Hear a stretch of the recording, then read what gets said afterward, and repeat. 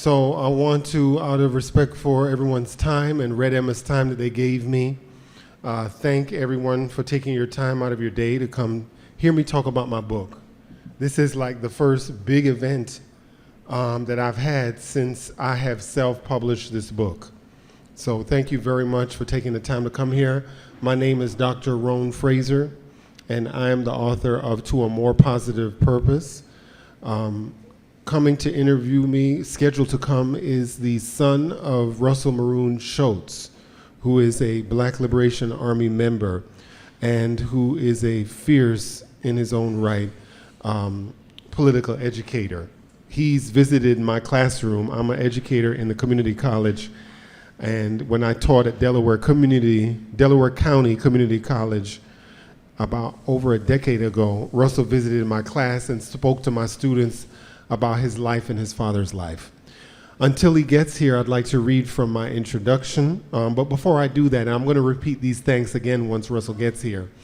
4 people I'd like to thank for making this event possible. First is Jackie Lukman of Lukman Nation.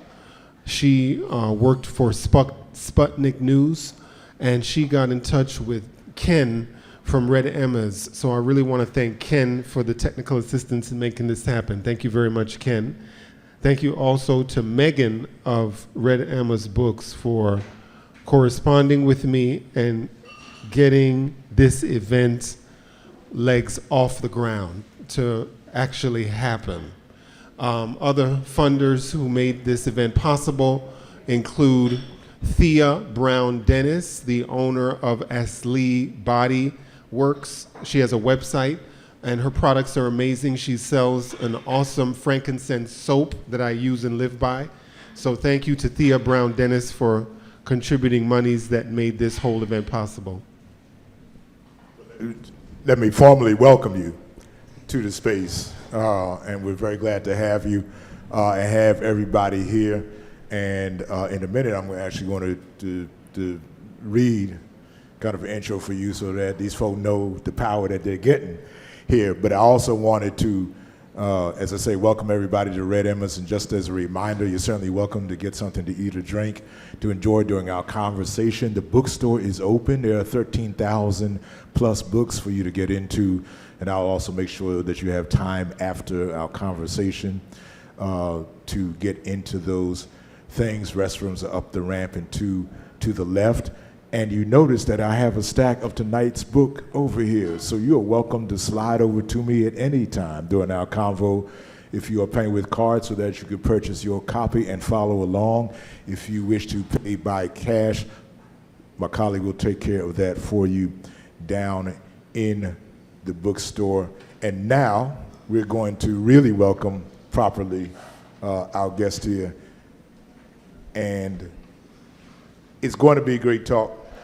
Certainly for me, because, you know, while I'm familiar with Tony Martin to a limited degree, a deep dive is something I have not taken.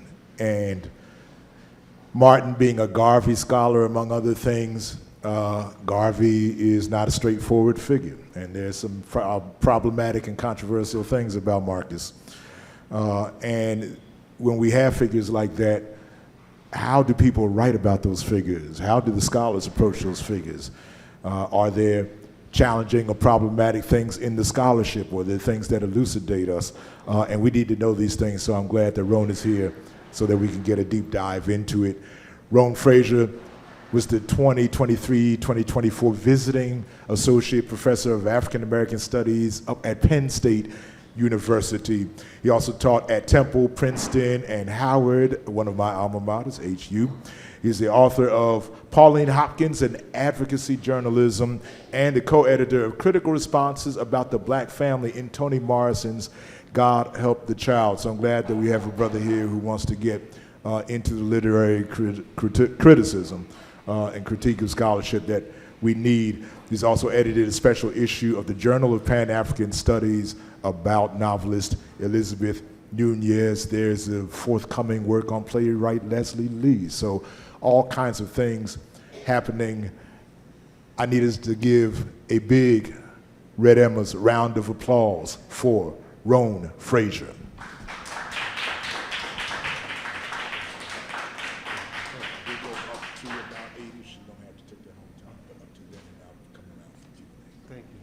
Thank you so much, Ken, for that awesome introduction. I'm going to read from the first page of the book, okay, To a More Positive Purpose. That title comes from a phrase in Tony Martin's book, Caribbean History, and he's talking about the British Army in Jamaica. Tony Martin writes, "Some, at least, of the West India Regiment veterans, because of Garvey's Pan-African sentiments, were able to turn their knowledge of Africa to a more positive purpose." And so that is where the name of the book comes from, To a More Positive Purpose. Those in the British Army in the West Indies learned about Garvey and then decided not to fight for the British anymore. Okay, so this is from my introduction. From Tony Martin's first work, Race First, 1976, to his very last work, Caribbean History. Like no other historian, he exposes the difference between nationalist and integrationist perspectives. Many academics in the discipline of history tend to downplay or dismiss the presence in the discipline of history. Many academics in the discipline of history tend to downplay or dismiss the presence and effectiveness of nationalist social movements for self-determination. For example, Peniel Joseph wrote that Kwame Toure's desire to return to Africa was, like the Garvey movement, more of a personal desire than a collective sentiment. Tony Martin's scholarship corrects mainstream academic history that downplays the collective influence of the Garvey movement or ultimately problematizes governments in West Africa and the Caribbean that modeled themselves after a Marxist-Leninist style. Historian Ernest Harsh's 2015 online Jacobin.com article called Resurrecting Thomas Sankara wrote that Sankara's committees to defend the revolution are remembered more for their abuses rather than their positive role in mobilizing communities. Harsh suggests his readers associate the actions of Sankara's government with abuse and not self-determination. Like Peniel Joseph, Ernest Harsh is downplaying or making into a problem the attempt by self-determining governments to practice a Marxist-Leninist style of governing that excludes Western involvement. Perry Mars writes that in Colin Palmer's academic history of Chetty Jagan, whom Tony Martin wrote extolled the virtues of Marx, that Jagan demonstrated naivete or irresponsibility in clinging to a self-defeating communist or Marxist dogma within British and American spheres of influence and control. Academic histories tend to downplay efforts by Africans in the United States, West Africa, and the Caribbean to develop nationalist movements autonomous from Western philanthropy and control. In Race First, Martin cites a 1919 letter he read in the National Archives in D.C. from the lawyer for the United Fruit Company to the then Secretary of State, warning them to do something to stop Marcus Garvey and his Negro World newspaper from raising the race and class consciousness of the masses. Martin quotes this unnamed lawyer as saying, "If allowed to go on as he has been doing, there is a possibility of his attempting to repeat the French experience in Haiti." In his last published work, Caribbean History, Martin writes a shorter survey of Garvey's influence where he quotes U.S. Consul Baker, who reminded Washington that the Negro World newspaper was responsible for rapid growth of class and race feeling and of anarchistic and Bolshevist ideas among the ignorant population. Martin's own history is one committed to rapid growth of race and class feeling because Tony Martin's history exposes the differences between nationalist and integrationist developments. He calls the events that took place in Cuba at the end of the 19th century the Cuban-American-Spanish War instead of the Cuban-American War, as it is commonly known in the U.S. He says the U.S. occupation of Cuba was important because for Cuba, independence for a largely black state at America's white doorstep conjured up fears of another Haiti. In Martin's first and last history, he shows the Haitian Revolution as an object of fear of wealthy Western interests who were able to persuade the U.S. government to repress it, and movements that were alleged to look like it, such as the Grenadian Revolution, which he dedicates 2 whole volumes to. Martin is also, for his race and class-conscious readers, showing it as an inexhaustible possibility of how to achieve a nationalism free from Western control. Tony Martin's works expose like no other the fundamental difference between nationalist movements and integrationist movements. A nationalist movement is one that is committed to self-determination without the influence of Western capital, philanthropy, or military intervention. An integrationist movement is one that is fundamentally willing to integrate into the economic system that is part of the Wall Street economy based on chattel slavery.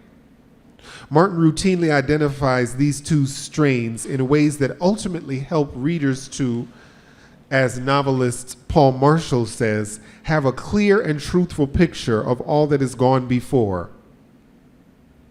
Martin's works provide a clear and truthful picture of all that has gone before in order to provide a history for the guidance of our children and ourselves. His histories expose the fundamental difference between nationalists and integrationists very clearly in how he writes about 2 events. 1, the criminalization of Marcus Garvey, and 2, the failure of the Grenadian Revolution. Martin exposes, as we hear soca-like Grenadian music in the background.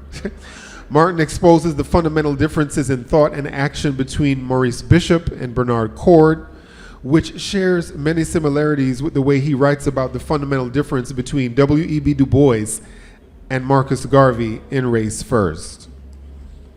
I'm going to skip now to the part where I talk about not just my survey, because I have about 175-page survey on each of Martin's 13 books in what he calls the Marcus Garvey Library. This book contains not only that survey, but 8 other articles. This book collection represents a range of critical responses that look at Tony Martin in a range of different ways, from a scholar to a colleague. My survey, entitled For the Guidance of Ourselves and Our Children, looks at the work of Tony Martin in the context of the Pan-Africanism he wrote about. Dr. Ian Smart's article, The Intellectual Legacy of Tony Martin, Pan-Africanism as Emancipation from Mental Slavery, looks at the work of Martin before he studied in England and the United States. The article Tony Martin's Black Thought by Joshua Myers, whose book of Black Studies is in Red Emma's bookstore. By the way, Red Emma's also has the books by the father of our scheduled moderator, Russell Maroon Shoatz. They have Maroon the Implacable, which is an incredible history that ties together the Haitian Revolution with the Civil War. And Russell Maroon Shoatz educated me on how we wouldn't have the state of California if we didn't have the Haitian Revolution. There would be no state of Wyoming without Haiti.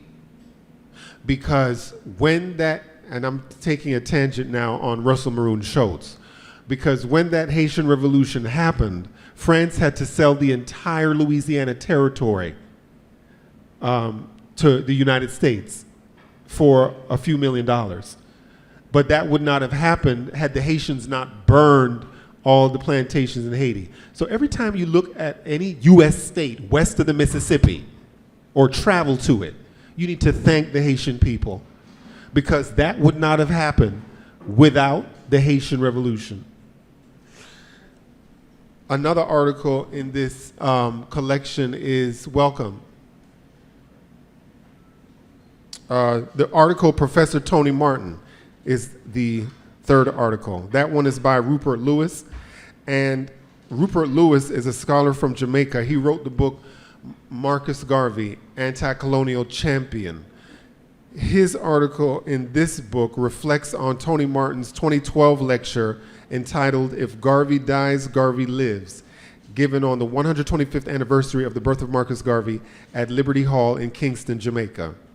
The fourth article, called Scattered Africa, Tony Martin's rejection of the concept of the African diaspora and its Jewish associates, is by Latif Tariq, and he questions popular conceptions of black history as being only a diaspora and looks at the works of Martin that sought to unify African people under Pan-Africanism, and uses that theory instead of the theory of diaspora, which is real popular in Black studies now, that diaspora word. And it's cringe to me, and it's also cringe to Tariq, and it's also cringe to Tony Martin, because Black studies is not about studying diaspora. It's more about studying the unity of the African Akan and Yoruba and Xhosa and Ethiopia and Eritrea, and studying the similarities between those groups instead of the differences.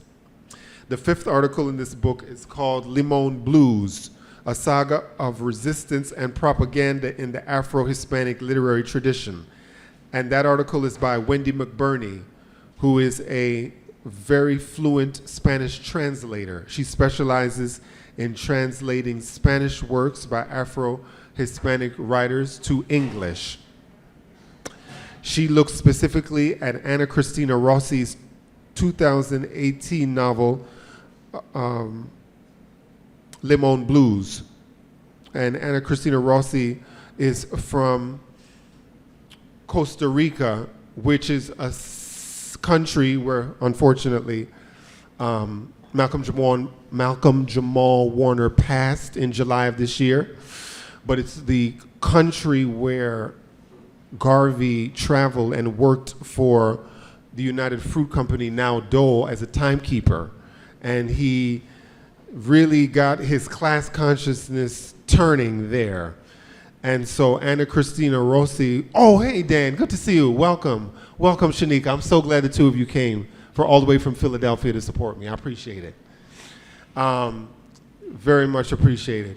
So, so glad to see Dan, close friend for a long time, and his wife and their lovely kids, who I love to see on IG, from Christian to Charlie to Callie to Dylan. So beautiful. I love seeing each of their kids. Yes, the babies. Thank you so much for coming. I appreciate it. So that's the fifth article. The sixth article is called Garvey's Ghost, A Journey Towards the Black Aesthetic. That article is by Jeffrey Philp. Jeffrey Philp wrote he wrote a novel that came out in 2016, and it's called Garvey's Ghost. And he uses Tony Martin's theory to read his novel. The sixth article is called Representing the Grenada Revolution, Reading Merle Collins' Angel, and In Nobody's Backyard by Tony Martin. In that article, a Sam Houston State English professor, April Shemock, looks at Merle Collins', by the way, Merle Collins is a professor here at the University of Maryland. She just wrote a novel about Malcolm X's mother, who was born and raised in Grenada. And I forget the name of that novel, but she's down the street here at College Park. So in this book is April Shemock's article about Merle Collins' previous novel, Angel. Angel is about what happened in 1983 in Grenada. And then the very last article in this book is called A Personal Glimpse of the Man, Tony Martin. And this was written by Afara Davis. Dr. Afara Davis was a professor at Wellesley with Tony Martin, who worked with him personally. And let me tell you, I was so pleased to get her. She was one of the hardest contributors to get, because I had to wait and wait and wait and wait. But when she emailed what she did, I was like, because it was so personal. She had personal stories of Tony Martin inviting her to dinner and talking about Tyler Perry and relating the story of Tyler Perry's movies to Marcus Garvey and comparing what Garvey said about Paul Robeson in the early 30s to what Tyler Perry is doing today. So I was like, it was worth the wait, is my point. So this is a rich book, and I think I'm just gonna riff because our scheduled, moderator's not here yet, but I wanna have a casual conversation with those who are here. I see Dr. Dennis, who emailed me, who is from Maryland. Baltimore has an interesting history with me. My grandfather lived here for about 2 to 3 decades, First, he lived on Broadway, near the corner of Broadway and North, and then he lived in an apartment building. I would visit him like every 3 months, at least once every 3 months. And then he moved to an apartment building on the corner of, he was on Pennsylvania Avenue. He was near MLK Junior Boulevard and Pennsylvania. And so he passed my grandfather passed in May 13th, 2019. So that's my dad's dad. And so Baltimore is close to my heart because I would always come here, but I was living in Philly. Now I live in Florida taking care of my grandmother. But yeah, I'm glad to be here, and I'm glad Jackie Lukman was able to set it up. And I was so glad to see Russell's dad's books. There's a new book that came out last year about Russell exclusively. His dad was a political prisoner who worked with Ashada Shakur, who worked with Sekou Odinga, Mutulu Shakur in the Black Liberation Army, which was like the underground army. When Nixon started his dragnet against the Black Panther Party, they went underground. And they really are the ideological children of Marcus Garvey. Let's not get it twisted. They really are. And the reason I say that is because when you look at how the Black Panther Party started in Oakland, Huey Newton and Bobby Seale credit two people with the founding of the party. One was Robert Williams in North Carolina, and the other was Malcolm X. And if you know about Malcolm X, the reason his whole parents met and conceived him and his four siblings, it was because of Marcus Garvey. His parents, Malcolm X's parents, met in Montreal at a meeting that Garvey's first wife, who I talk about extensively, and that's what I told Russell. I wanted to talk about, I can tell you now, I told Russell there's three things I want to talk about. The ways that, and Ken spoke to this earlier, what is written about Garvey makes Garvey controversial. He's very controversial because people don't know how to write about him. They don't. And as somebody who studied him, they get him wrong. And I'm wondering in my mind, are they trying to get him wrong? Sometimes I think they are deliberately trying to get him wrong, so that whoever is reading about him in the younger generation will think, I better not be like him. He's a criminal. And you know, when I was young, I thought one way about Spike Lee's Malcolm X. And then I would say, Shanika, probably starting in my 40s, I started to think very differently about how Spike Lee showed Malcolm X. I started to think more critically about how he showed Malcolm X. Because I think, my opinion now is that subconsciously, the message that Spike Lee is delivering is to young people, don't be like Malcolm X. Because if you do, you're going to end up shot with somebody saying, somebody get your hand out of my pocket, and then the murderer being in a future senator's commercial, never punished for his actions, ever. Because that was the story of Willie 6X Bradley. He was the one who delivered the fatal blow, and then he ended up in Cory Booker's commercial. So what does that say to young people about being a Malcolm X? You get shot and the person who shoots you never gets prosecuted. So that's what I'm saying, like, what are we saying about Malcolm X, question mark? What are we saying about him? What are we writing about Marcus Garvey? What are we writing about him? So I wanted to be clear about the intention. You know, I'm very passionate about fathers, especially black families. I grew up in a strong black family. I support unapologetically the black family. The black family is the most persecuted family in the history of Western civilization. I will unapologetically stand for it. Heterosexual or homosexual, unapologetically stand for the strength of the black family because of how deeply it's been persecuted through the men. And I mean, Russell has a very personal story with how his father was taken from him and he didn't get to grow up with him. Hopefully he'll reach here by 8. But you know, there's so many good books here at Red Emma's that remind me of my dad's house. He had a library. And when you study the life of Garvey, that's what also struck me about Garvey's life. He grew up with a father who was not very emotional, but he had a library. The dad had a library, and then the man he went to work for after the catastrophic hurricane, and there was just a hurricane in Jamaica on October 29th. It was a hurricane that took Garvey from St. Ann to Kingston, and he worked for a printer there. The printer had a library. I think his last name was Burroughs. People say that Garvey learned printing in New York. All these biographers of Jeffrey Perry, there's a second one that's coming out. I didn't read Brian Colbert's book, but I hope he didn't say that Garvey learned printing in New York. That's a lie. He didn't. He learned printing in Kingston. He knew how to print before he got to where he went to England, then Costa Rica, then back to Jamaica, then to England, then to Jamaica, then to New York. But he learned printing before he got to New York for the first time. Okay? So again, what we write, I'm so happy to see Russell in all white. Welcome, Russell. And see, you have a pin of your father. This is Russell's dad right here.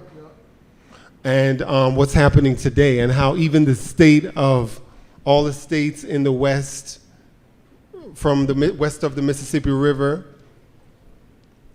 all of them, it's because of the Haitian Revolution. And I learned that from your dad. But the concept of the Hydra, the thing that you cut the head off, but then the other heads pop up. Yes, more heads come when you cut the head of the Hydra. That gave me confidence that I could do what Toussaint did. Wow. But I could be that next head that pops up after people think they cut off the head and it's dead and it'll never come back. Right. No, I just want to thank you for your writings, for your scholarly, work.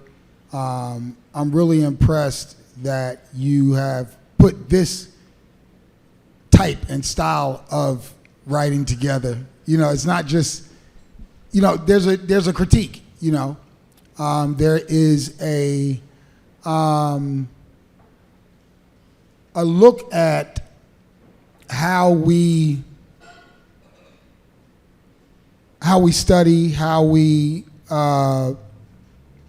think about other authors, how we think about what they have brought to the table, what they are actually saying.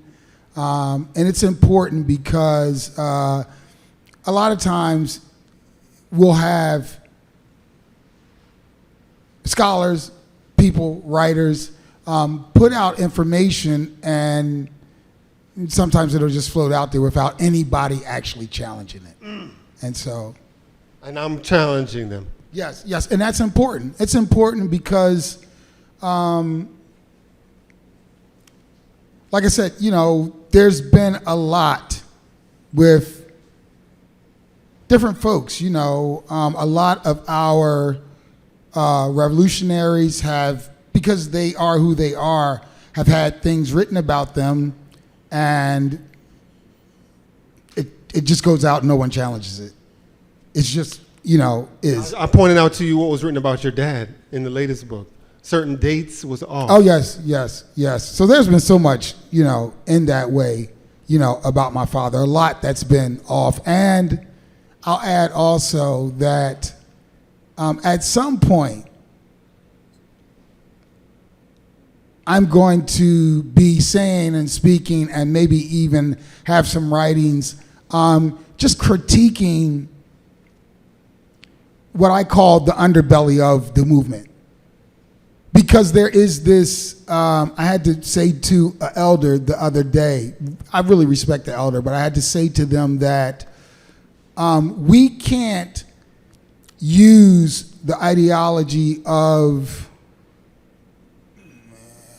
basically this is a Panther ideology, that the rank and file and kind of central style committee, or where there is some hierarchical degree of silence, or people don't say things because of our kind of collective dirty laundry, or we don't want, we don't want our dirty laundry to come out, or we don't want to say bad things, quote unquote, about each other, or things, and we may disagree with something that has happened, and the history has been to not say anything, because we have greater enemies. We have the state and other folks Exactly. watching us. So true. So And we they're don't gonna want to exploit those differences once the greater enemy hears it.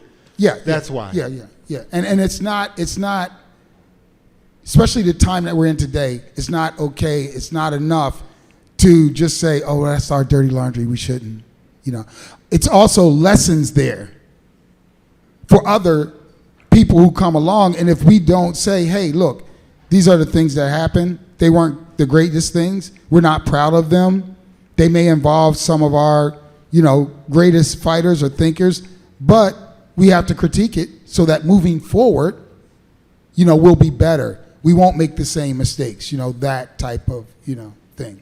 I agree, Russell. However, there's a concern from what I've seen of current movements, and I was in one in Florida that I had to extricate myself from, because what I see happening is like the banner of feminism behaves just like the imperialist Nazi, but because they have the cover of being a feminist, they do the same thing that the imperialist does. So it's just frustrating because I see that emerging, and it's like nobody wants to critique them, because then the person critiquing might be accused of being anti-woman or anti-feminist. And it's like we still have to make principal criticism, whether it's of a man in the 60s or of a woman in the 21st century.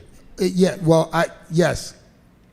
I don't think for me, we've come through a time from George Floyd to COVID to now to where there is this fear also of being canceled, that whole cancellation fear. And that cancellation fear is generally tied to issues like you're speaking about, maybe in the Identity feminist politics. or queer communities. And we have to still stand up and make those conversations and point out the strengths and weaknesses of our movements. If we don't point out the strengths, so my dad has in Maroon the Implacable, my favorite chapter is Black Fighting Formation Strengths and Weaknesses, and in that my dad talks about the strengths and weaknesses of a lot of these black fighting formations, and he calls out, like people like the Fruit of Islam, or, and he's like, yeah, they're great in this aspect, but they're very weak in this aspect. Some of it's performative and some of it's very good. Some of it's monetary and some of it's, and people are afraid to say those type of things. And my father caught a lot of flack for saying those type of things about, just pointing out the strengths and weaknesses and the shortcomings of the movement. People don't really want to do it. It's dangerous, like you said, because you don't know how the greater enemy can use that. And in this social media age where certain perspectives rule Facebook, Meta, for example, and Instagram, what goes viral could be the one that, fuels that divide instead of delivering the message to the consciousness trying to organize. So I think it's up to organizers to remember who owns these platforms and how we have to maintain unity on that principle. You have to maintain unity on that principle. Were there any, I had mentioned the theoretical mismatch to you about my book. Yeah. I'm just wondering if there are any other points that spoke to you? I think the biggest overall point to me is that a lot of times our vision, the way we look at these great figures can be distorted. And another piece, like I was just saying, is that a lot of times people can, because it's Garvey, because it's, whoever it may be, people are like, I'll take that name and I'll write about that name because that name itself can sell books or whatever it may be, but then the actual writings, the actual research, the actual trajectory and way that they are actually going about it is just it's just ho-hum. It's just okay, and I'm not saying anything in reference to that, but I just think when you take on some of these figures, you have to, have a certain level of rigor, and if you don't have that rigor, then it's just like anybody can write a Malcolm book. Anybody can write a Malcolm book. And you probably could say some stuff about Malcolm that could be edgy, or, you could talk about the Detroit Red part, and that wouldn't even be Malcolm. Or, well, that's a part of Malcolm, obviously. But if you just talk about it in that framework, then, of course, it could be salacious and people could, so that kind of part. And I think your work points that out in its own way, that there are writings and people, writing about things, and we all have our opinions, and some of it's just ho-hum to me, What you're saying reminds me of how Tony Martin came to write the Marcus Garvey Library, and I found out how that happened when I interviewed his wife. Well, by the time he died, she was his ex-wife. Paloma Martin tells me when I interviewed her this story of Martin going to what she called a secondhand stall. I reread it to find out exactly which bookstore, but it's a bookstore like Emma's Bookstore. He's in London, and he goes to what she calls this secondhand stall, and he sees a book on Garvey. It's Black Moses by E. David Cronin, and Martin reads it and is mortified. And he says to himself, this is in the early 70s, is this the only book on, no, this is in the late 60s. And he says to himself, is this the only book on Garvey? I'm going to make books on Garvey. And so, again, you read. I think another piece that is very important for me is that I have to say this, that some of our scholars write because they have to write, because they're forced to write, especially for schools and things like that.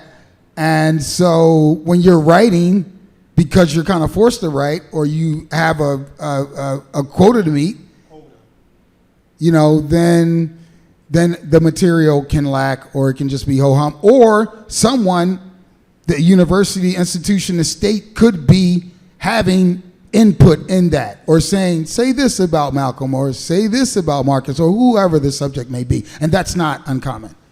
I mean, that was clear, with all due respect to Manning Marable, he's passed now, but that was clear about Marable's book, that there was definitely agenda to turn Malcolm into a liberal.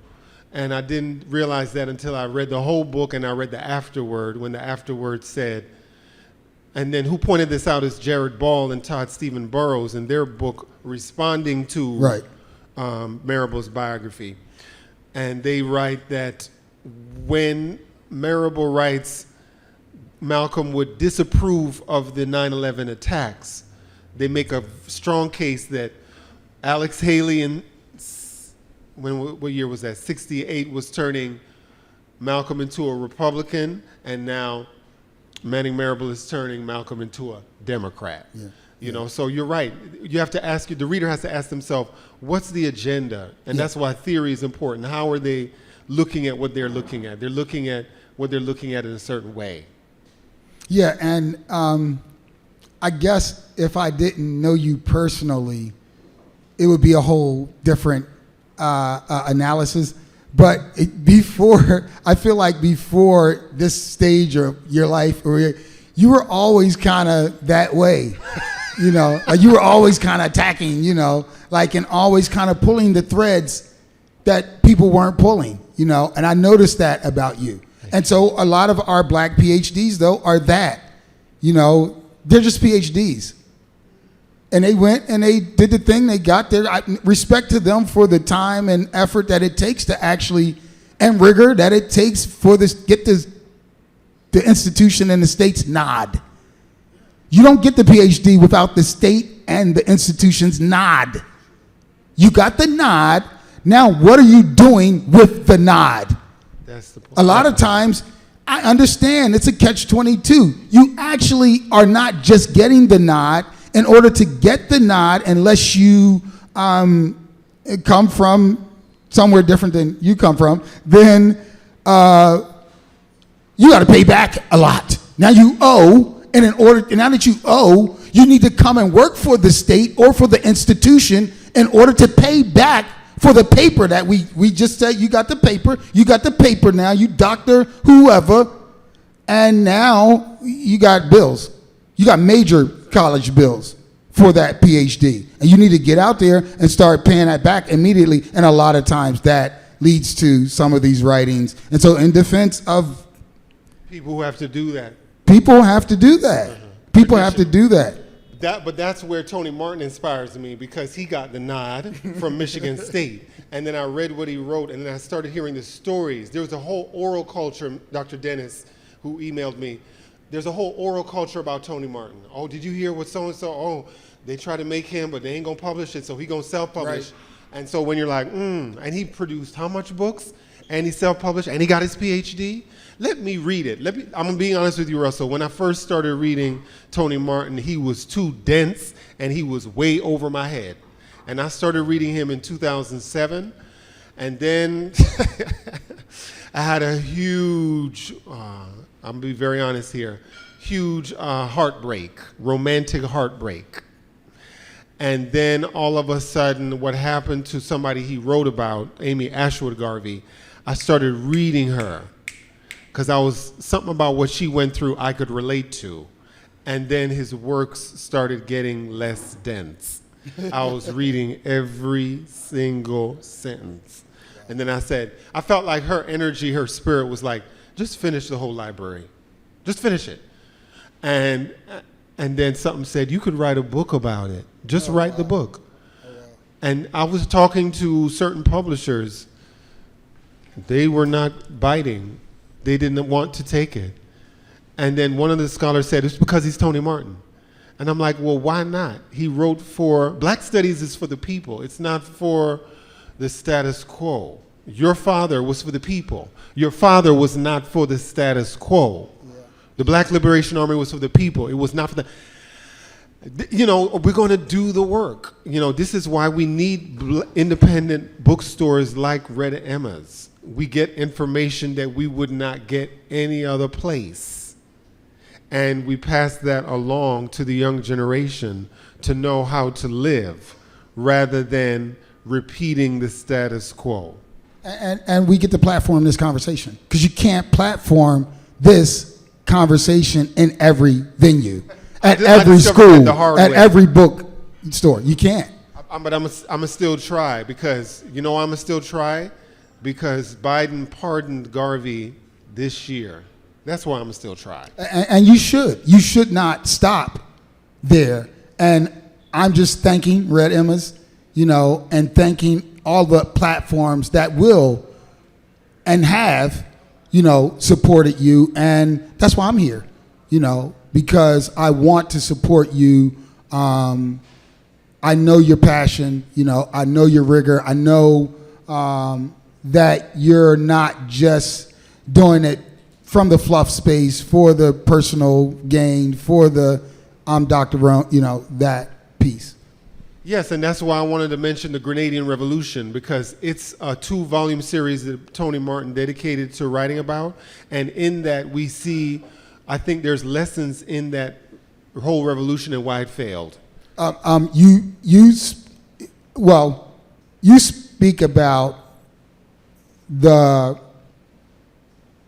youth movement, which is super key, and a lot of people don't really tie into that piece. And it's one of those things where people don't really want to talk about it.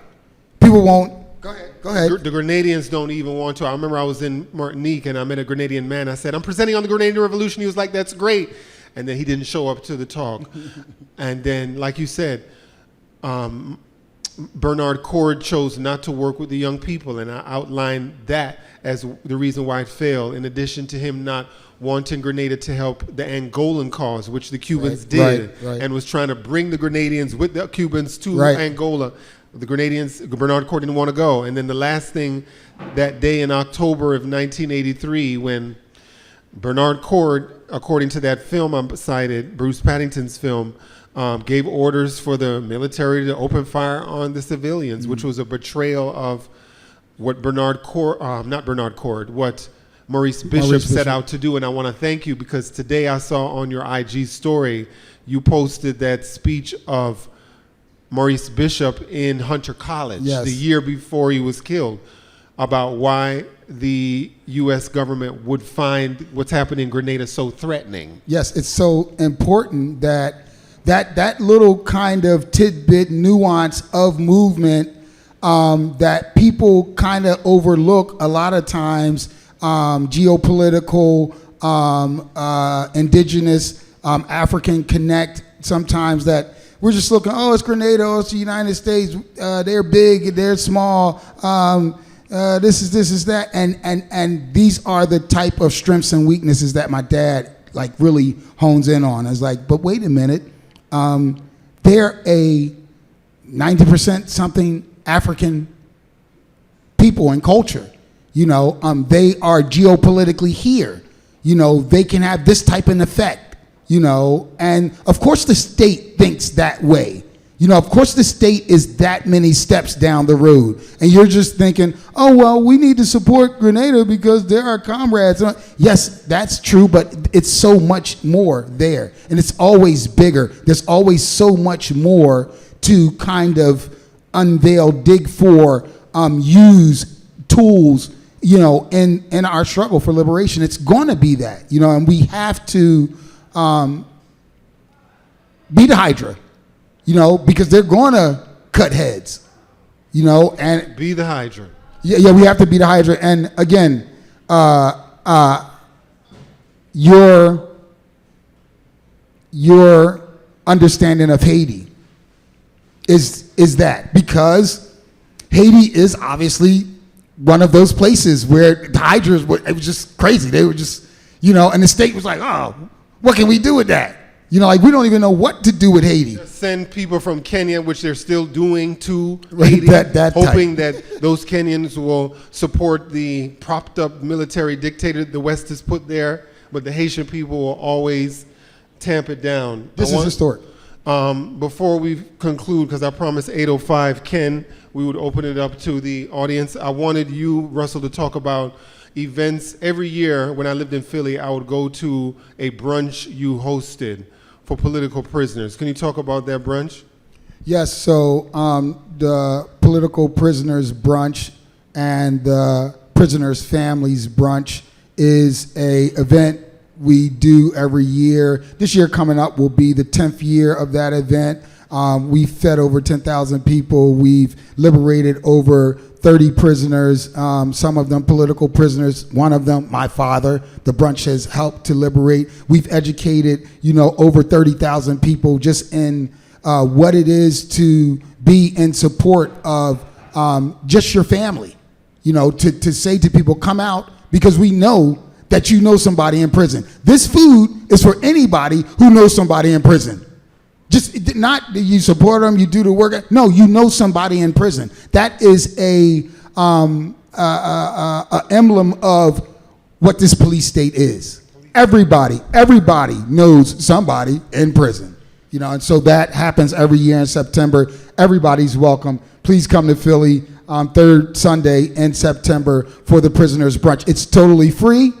It's more than enough food. You can get to-go plates. You know, all of that, but you get political education, you get support, you get ways on how to liberate your family and friends, like we did for my father, you know, and so that's what the prisoners brunch is. And thank you. Thank you. You're welcome. And at this time, I think we're ready to open it up to any questions or comments from the audience. Thank you. And what we're going to do, if you have a question or a comment, we always like to remind ourselves to keep questions or comments relatively truncated, relatively brief, so that we can get a few in, and so that afterwards you have opportunity to come and meet our speakers directly. But if you do have a question or a thought or a comment, let me just see hand, and I will come around with the mic.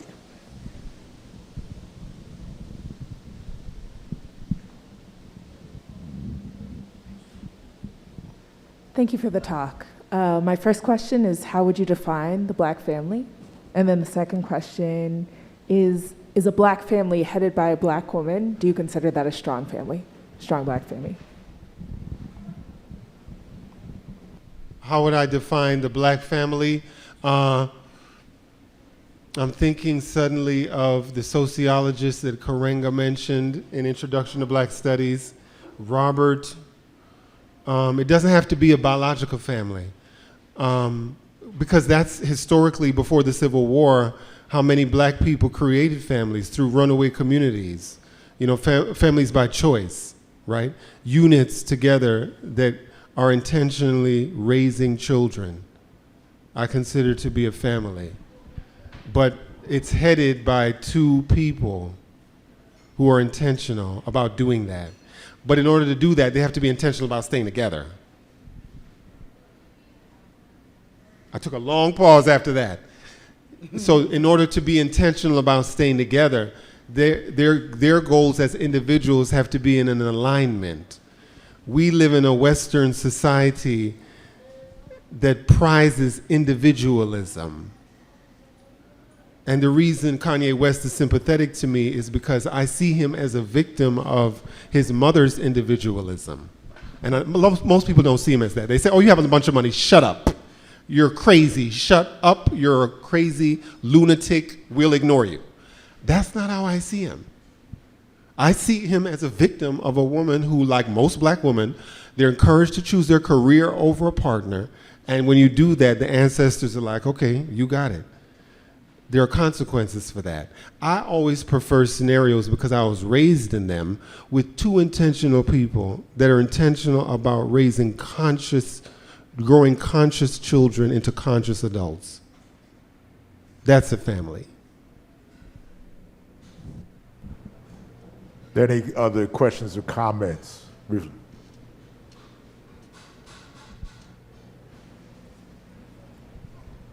I would add on that I see families also as villages, and that African, way of that it takes a village, and that it's also I agree that it's all not always biological, and yes, historically the women have been a huge part in that for me. I was going to say, from your research, from looking at Garvey's Pan-African movement, what would you say would be one of the largest strengths of that movement, or the weaknesses of that movement, and how did you come to that conclusion? One of the strengths of the Garvey movement is talking about books, having study groups. The whole notion of a study group, I think, is very essential, especially for men. It's just very important for men to talk about ideas and how they influence families. Yes, women they're always ahead of the game, so I'm not really worried about women. I think it's more important for men because there's more of an attack on the male image. So that's the strength. Garvey's newspaper, The Negro World, had a certain image of the man and how the man should behave. The man is responsible for his household. Being able to, and that doesn't mean that the woman is silenced at all, or that the woman must do everything the man tells her. No, just that the man is responsible. He's gonna find a way no matter what. And the weakness is,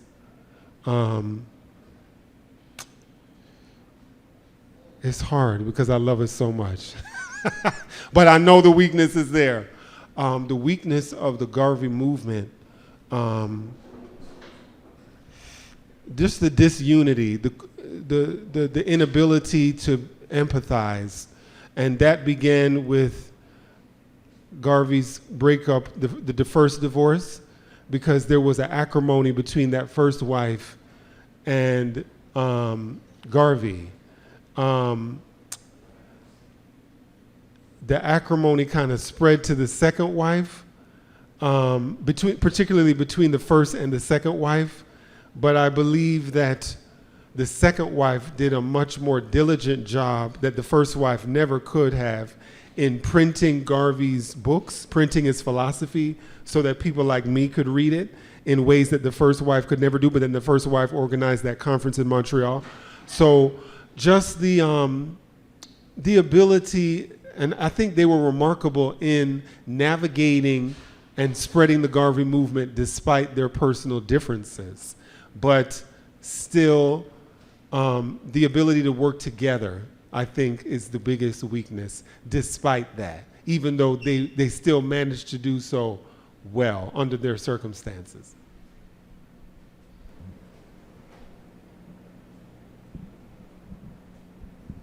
Yeah, peace. Thank you so much for, telling us more about your book. I'm a member of Black Alliance for Peace, so I heard about you from Jackie, which was dope. One thing about Marcus Garvey that I know is that he had chosen to distance himself from the communist movement as a response to, some of the targeting from the state. Can you just talk a little about Marcus and the communist movement and some of the responses to that, please? Thank you. Absolutely. Excellent question. The way that Tony Martin wrote about Garvey and the communists, it's a whole chapter. He has a chapter literally called Garvey and the Communists in Race First. I, like you, I didn't know why he distanced himself from it. By the time I finished that chapter, I understood why. Not only did I understand why, but I was thinking about what I was going through in the year 2016. 2015, 2016 was when I finished Race First.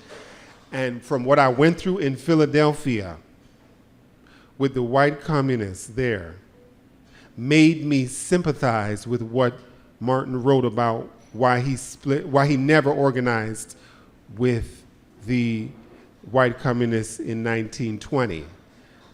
Martin writes about basically the communists trying to take over his UNIA members. This was when he had the first convention, and it was through the work of a white woman whose name I forget now, but just the way Garvey was working with her, and he was trying to work with her. And from the narrative that Martin tells, she was not trying to work with him. She was trying to go behind his back, talk to the members, and move the members to the Communist Party. And he had to go gangsta and be like, no, you're not taking them. They belong to... So he really shows, he relates his break with the communists with Garvey's break with many white leftists in general, and their ability to dominate instead of work with. I would just love to add that that critique lives today, specifically in the context of our movements and how we see communism, how we study it, how we are unable to find, see,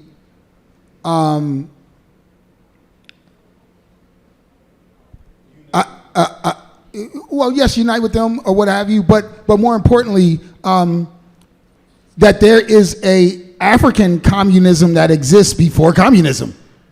There's an African socialism that exists before socialism, before Marx and Engels, and before all of these people exist, there's an African modeling that exists that's not named communist or socialism.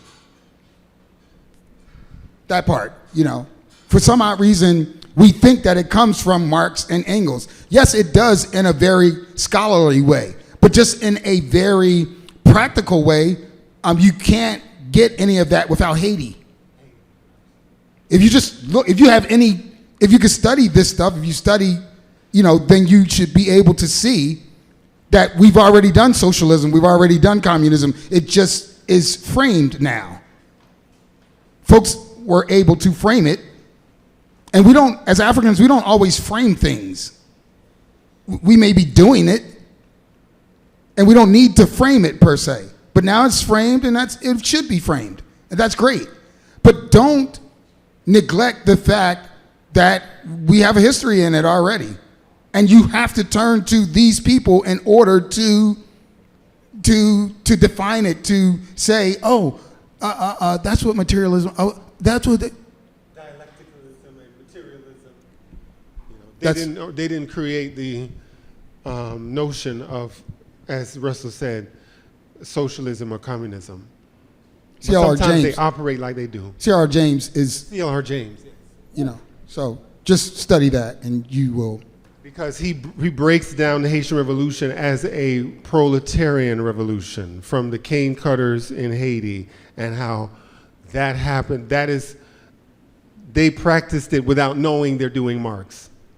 So as long as you work with people who have that knowledge, they have to have that knowledge. Right.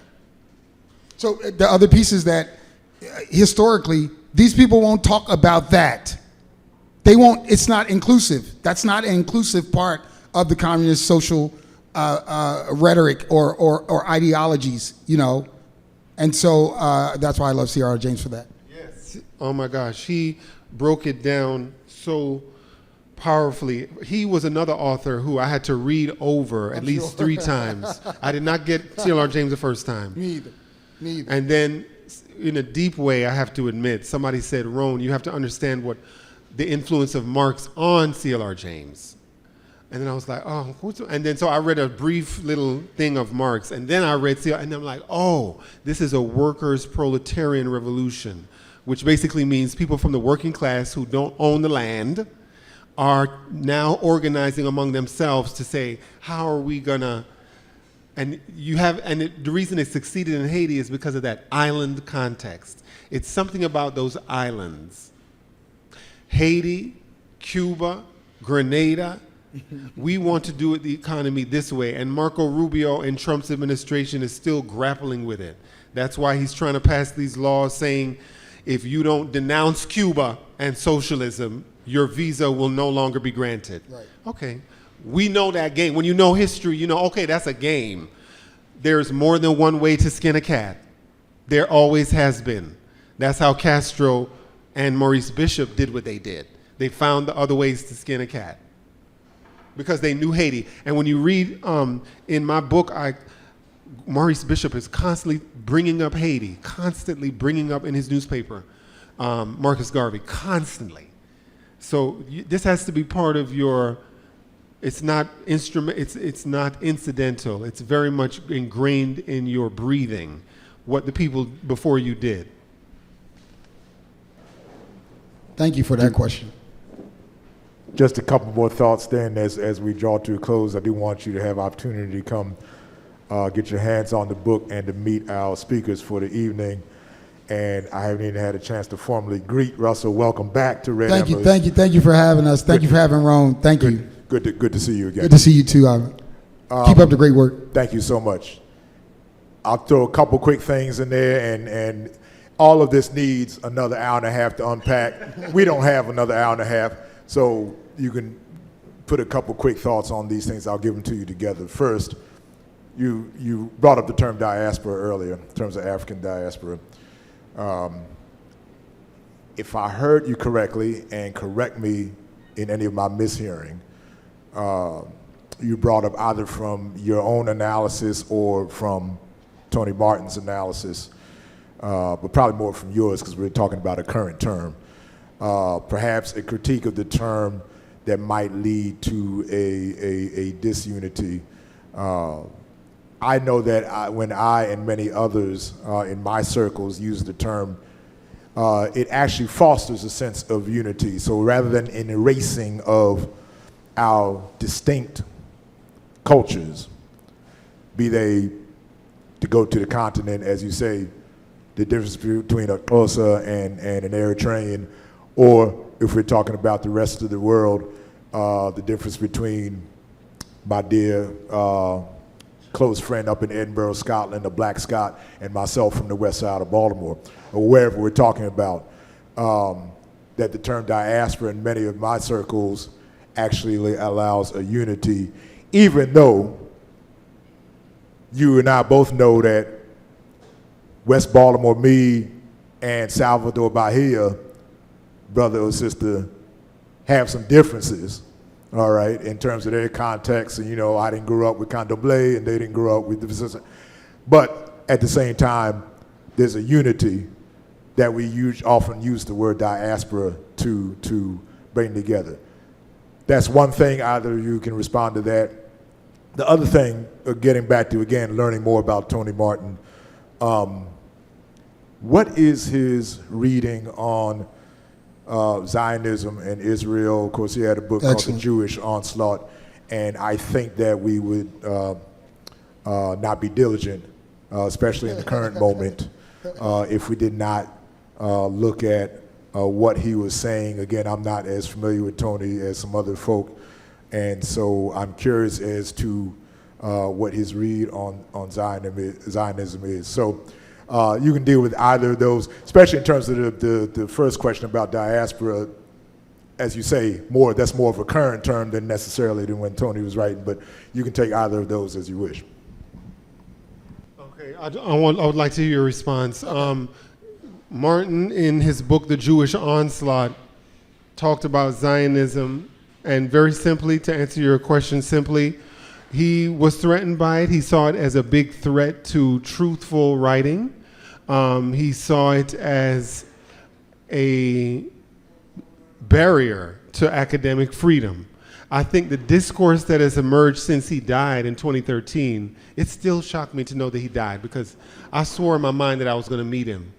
And then when I heard that he died, I was like, what? But I was supposed to meet him. My professor told me I was going to meet him. Anyway, but since he died, 2013, today's 2025, boy, has the discourse changed, because you have people like Norman Finkelstein, who I'm watching more and more of on my YouTube algorithm, talk about Zionism, critique Zionism. He's a professor that was kicked out of DePaul because he was criticizing the Jewish scholars and saying that they're lying about the Holocaust, and saying that this Zionism is an attack on academic freedom. It's the use of Zionism by Zionists.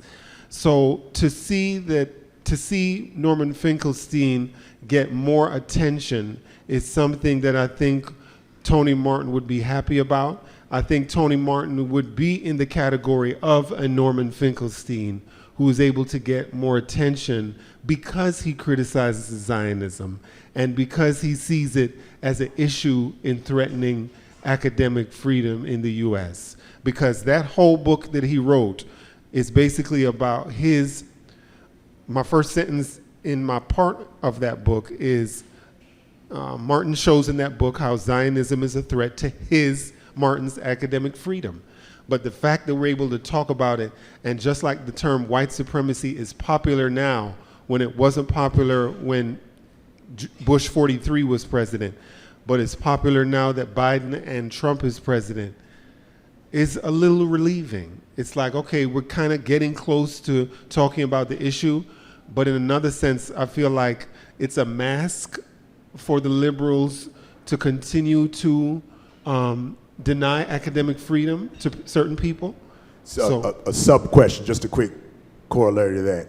Was he, in the Jewish Onslaught, was he able to separate a critique of, or a blanket washing of Judaism or Jewish people as a whole, separate that from Zionism and the settler colonial project? Absolutely. He separated specific people, and he pointed people out, and how he did not whitewash all white scholars as being under Zionism, but he pointed out specific scholars who practice Zionism, namely Mary Lefkowitz, who came at him for teaching a book in his class called The Secret Relationship Between Blacks and Jews, which she alleges he wrote, but he didn't author it. That was from the Nation of Islam.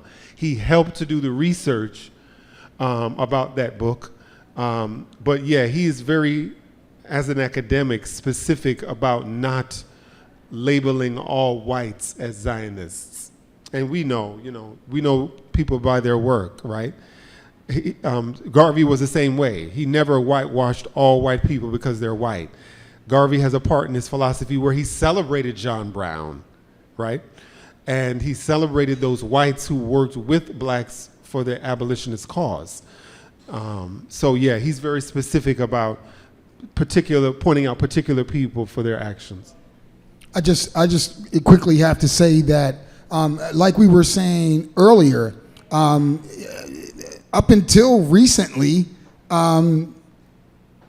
you would have to have a lot of heart, a lot of courage, a lot of cojones to even write anything about Zionism, Jewish folks, anything.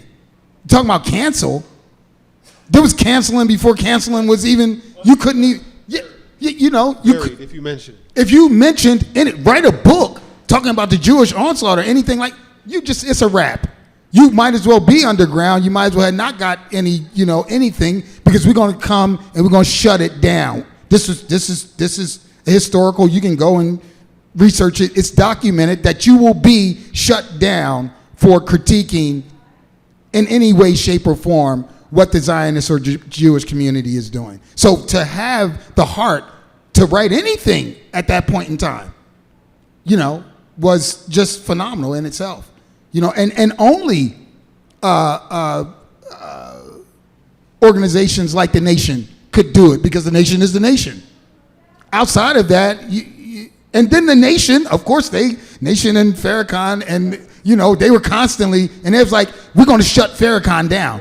And if it wasn't for the Nation being what, Farrakhan is standing on the shoulders of a lot of things. So when he gets to the space that he's saying that, you can't shut him down. Else he would have been shut down, because they were trying, they were doing everything, and economically and everything, because they come economically. They come for the pocket. You have all those videos from the 90s of Tony Martin speaking. It's because of the Nation. They're making sure that he's not shut down. And that's important. Kudos to the Nation for that. For sure. Absolutely. We thank them. And then just to close it up, a brief point on the term diaspora in terms of your use or how Tony would frame it, or Ask that again, please. get back to my first question in terms of the use of the term diaspora. Yes. How I use it versus perhaps how you used it, or perhaps versus what Tony would, even if he used a different term, how he would frame the concept. As you said, it can be a term to unify people, to identify people that we wouldn't know where they are because of the word diaspora. And then after you identify people and identify them as African who are part of a diaspora, I think Martin's work is like, now that we have identified a diaspora, how do we move forward after the identification? And I think that's where Martin's work comes in, to show there was a movement called the Garvey movement that wasn't trying to bring everybody to Africa. And I want to make that clear. Garvey was not trying to bring every melanated person to Africa. Garvey was not trying to bring every melanated person to Africa. He only wanted those conscious to go back to the continent, only those conscious. He wanted them, because he was clear, the West has already done a perfect job of bringing non-conscious blacks to Africa and making it more colonized, making it more split up. That's why Apple is able to do everything it wants in the Congo and continues to profit from mining cobalt with children with arms cut off because of non-conscious Africans running military coups. That they are part of a diaspora who have not completed the education that Garvey's program taught, which was the importance of unity and keeping the wealth and the largesse mined from those minerals for the benefit of African people. And that's why his very simple motto was Africa for the Africans. We could keep going, but I want to bring us to a close so you have an opportunity to come and meet our speakers. A couple quick reminders that the hot stove is closed off at the moment. You're certainly welcome and encouraged to get any dessert or a drink from the cold case to take home with you. In a few minutes after we adjourn, after you come and get the book, in a few minutes I will reopen the bookstore so that you can spend a few minutes getting into those stacks, perhaps even looking at some of the things that we have talked about. As I mentioned, do always check redemmas.org. You should check it every week. Go to the events page, because there's so many things happening that you want to be abreast of and stay on top of.